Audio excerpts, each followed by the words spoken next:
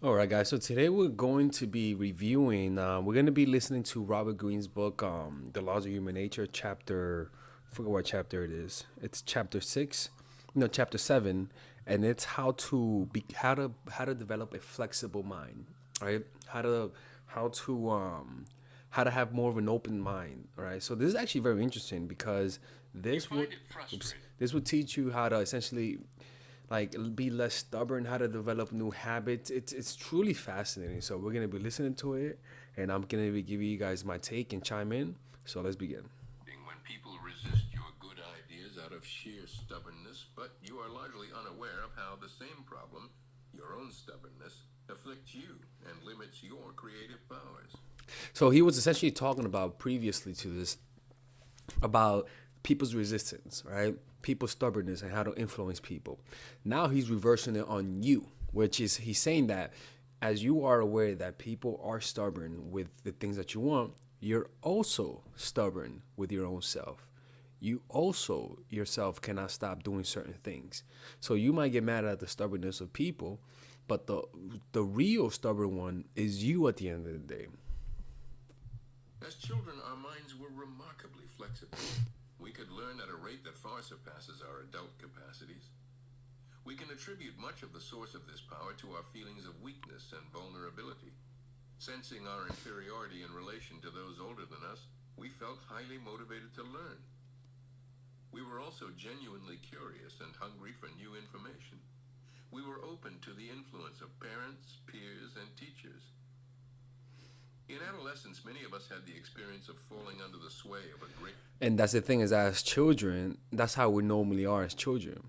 Naturally, we're more open to new ideas, and the goal for us is to blend in the child openness with the discipline of the adults. Book or writer. We became entranced by the novel ideas in the book, and because we were so open to influence, these early encounters with exciting ideas sank deeply into our minds and became part of our own thought processes, affecting us decades after we absorbed them. Such influences enriched our mental landscape, and in fact our intelligence depends on the ability to absorb the lessons and ideas of those who are older and wiser. And that's the truth, right? Is that real? A smart person learns from other people's mistake. A dumb person learns from their own mistakes, right? Like the ultimate form of wisdom is premature wisdom, learning from other people's mistakes and making sure you don't avoid them, right? And so, yeah, but yeah, man, that's very fascinating because, yeah, Just as the body tightens with age, however, so does the mind. and that happens with me, right? Like if you watch my channel, if I'm not consistently reading and learning from my mistakes, you'll notice that my material will become stale, right? Whenever you think you know enough, whenever you think you are what you are and that you already made it, your mind is gonna stop. Your mind is gonna stop circulating new thoughts. You're gonna stop being creative, right? Whenever you have this sense of superiority, like I know my subject, I don't need to learn anything more. You're on your way to decay. Whenever you think you know everything, whenever you think that what you know is enough to get you by, you're pretty much signing your own creative death warrant, right? What you got to do is consistently find a way to feel weak. Consistently find a way to feel like you're behind. Consistently find a way to feel that everyone else is better than you and you need to work harder. Right? Because as soon as you feel that you're better than everyone else, you're gonna stop working as hard. And somebody younger and better will take your place.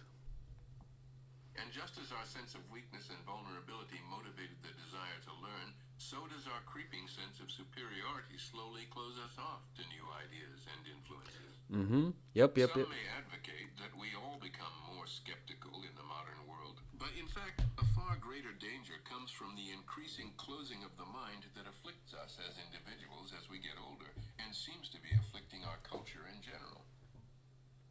Let us define the ideal state of the mind as one that retains the flexibility of youth along with the reasoning powers of the adult. Mm-hmm. Such a mind is open to the influence of others, and just as you It's use. just like me, man. Like me, I watch other dating coaches. Right? I learn from other dating coaches. I give them credit. When it's other people don't do that, I do that. Like, I'll hit up a dating coach if I need advice. You know what I'm saying? So it's kind of like, even if you're at the top of your game, you have to be humble enough to learn from other people. Your enemies do not want you to learn from them. Your competition does not want you to learn from them. You know, what you got to do is be shameless when it comes to that. You got to be shameless when it comes to with your craft and learn from other people. Strategies to melt people's resistance. You must do the same on yourself, working to soften up your rigid mental patterns. To reach such an ideal, we must first adopt the key tenet of the Socratic philosophy. And that isn't that what being an old being like older people, older individuals for the most part, they have their own set of ways of thinking that they're not gonna budge. You see what I'm saying? Older people have like a way of thinking that they're not gonna budge, right? What you want to do is be aware of that, because as you grow older, your mind will stiffen up. Your philosophies and ways of looking at the world will stiffen up, and you gotta become aware of that and find strategies to loosen them up. Because what's gonna happen is that as you grow older, new ideas and the new culture will be around you, and without you noticing it, you're gonna become almost like a relic, like a museum piece of the past, right? Your ideas will be old. Like it's kind of like you're not gonna notice, but everyone else is gonna notice.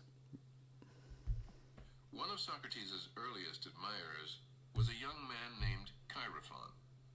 Frustrated that more Athenians did not revere Socrates as he himself did, Chaerephon visited the Oracle of Delphi and posed a question.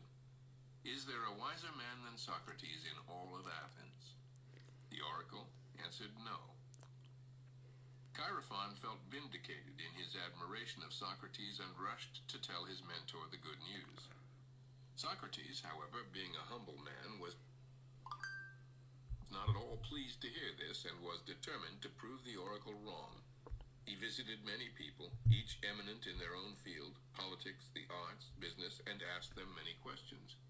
When they kept to knowledge of their field, they seemed quite intelligent. But then they would expatiate on all kinds of subjects about which they clearly knew nothing. On such subjects, they merely spouted the conventional wisdom. They did not think through any of these ideas. Finally, Socrates had to admit that the oracle was indeed accurate. He was wiser than all the others because he was aware of his own ignorance. Yeah, because if you think you know everything, if you try to act like you know everything, you're pretty much playing up to people. You're not really being genuine. You're not really a curious person. You're somebody who thinks they know it all, and you have already lost. You once you think you know it all, you're already lost. You're already lost. You're already in decay. So it's kind of think of it as an athlete. Once an athlete starts practicing, once an athlete just starts practicing to maintain what he has rather than to improve upon it, that athlete has already lost. So it's kind of like even with creative people. That's why if you just started coming into a new field, the advantage that you have above people who've been in it for years is your open mind. That's what a 5-year old or 10-year old has over a 40-year old who's been painting for 20 years, is that child has an open mind. And so that open mind is going to enable that kid to learning a lot faster. That child wants to fit in. That child wants to impress their master, so they're going to work harder. That child is going to sense how much he needs to learn. So he's naturally going to learn at a faster rate. Right? So a big part of learning, like you said earlier, is feeling that sense of inferiority to those around you, feeling that you're the one that knows less, because then that puts you in a position where you learn from everybody. Over and over again, he examined and re-examined his own ideas, seeing inadequacies and infantile emotions lodged within them. His motto in life had become, "The unexamined life is not worth living." And that's why you should always be questioning your ideas of reality. Always be looking for higher things. Always be asking yourself, maybe I'm wrong consistently. You know what I'm saying? Always be looking at your ideas from your enemy's perspective. Always looking at yourself from your enemy's perspective. Looking at who you are from the perspective of those people who truly hate you. And also looking at yourself from the perspective of people who truly love you. And those people who are indifferent to you. You want to have this flexible, almost ironic view of you, who you are, and your ideas. You know, The charm of Socrates, what made him so devilishly fascinating to the youth of Athens, was the supreme openness of his mind. In essence, Socrates assumed the weaker, vulnerable position of the ignorant child, always asking questions. Think of it this way. We like to scoff at the superstitious and irrational ideas that most people held in the 17th century. Imagine how those of the 25th century will scoff at ours. Our knowledge of the world is limited despite the advances of science. Our ideas are conditioned by the prejudices instilled in us by our parents, by our culture, and by the historical period we live in. They are further limited by the increasing rigidity of the mind. A bit more humility about what we know would make us all more curious and interested in a wider range of ideas. When it comes to the ideas and opinions you hold, see them as toys or building blocks that you are playing with. Some you will keep, others you will knock down. and that is a big part why people don't progress, why creativity is stunted, because you do begin to develop this view of what something should be. You know, basketball should be played this way. Art should look this way. Like me, like I have a bias towards abstract art. I have a bias towards modern art, right? And clearly, like a part of me feels like he's 100% right, but then clearly there's a reason, the soul of the thing. There's something that modern art is right that I don't understand. And so my mind is closing me off from that reality, right? What I got to do is ask myself, maybe I'm wrong. Maybe I am wrong. Maybe there's a point, maybe there's a reason why maybe there's something there that I don't see that could improve my art. As much as conviction I feel that it is bullshit, asking myself that question will allow me to learn faster, will allow me to find the truth eventually. You see what I'm saying? That's the goal of it. You know, you could be wrong now, and that's okay, but you got to be willing to be wrong, as willing as you are to be right, because that's how creativity will continue to flow. But your spirit remains flexible and playful. To take this further, you can adopt a strategy promulgated by Friedrich Nietzsche.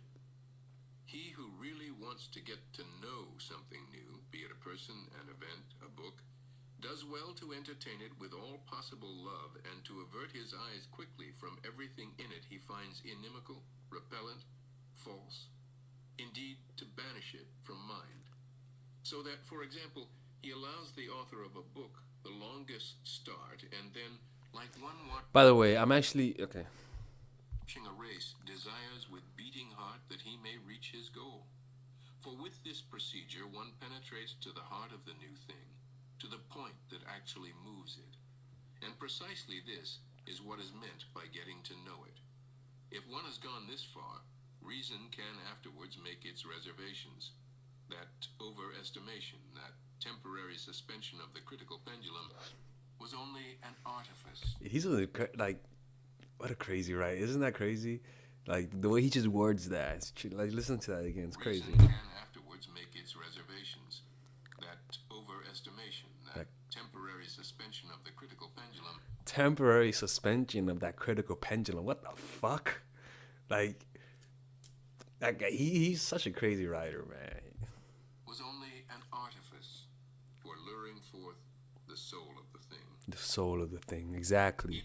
You gotta look for the soul of the thing. As wrong as something is, there's some truth behind it. There's some truth behind it.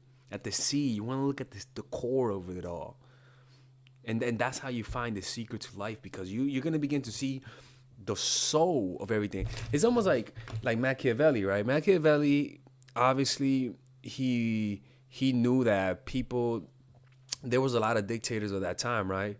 And as fucked up as they were, Machiavelli looked at the soul of this whole phenomenon, and that's the learning about power, right? He was able to learn about all of these dictators that he lived with. He lived in that time. He was able to look through the fucked upness and learn from them, right? Even though they were genocidal people, he was looking at the soul of the thing. In other words, he wasn't judging them. He was learning from them. As fucked up as they were, by doing that, he discovered some of the laws of power that you see today.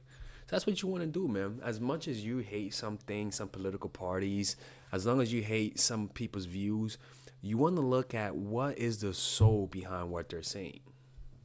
Even in writing that is inimical to your own ideas, there is often something that rings true, which represents the soul of the thing. Opening yourself up to its influence in this way should become part of your mental habits, allowing you to better understand things, even to criticize them properly.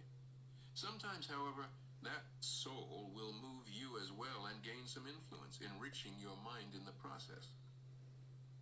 Upon occasion, it is good to let go of your deepest set of rules and restrictions. The great 14th century. Yeah, that's a big one, right? Like with my rules with women, right?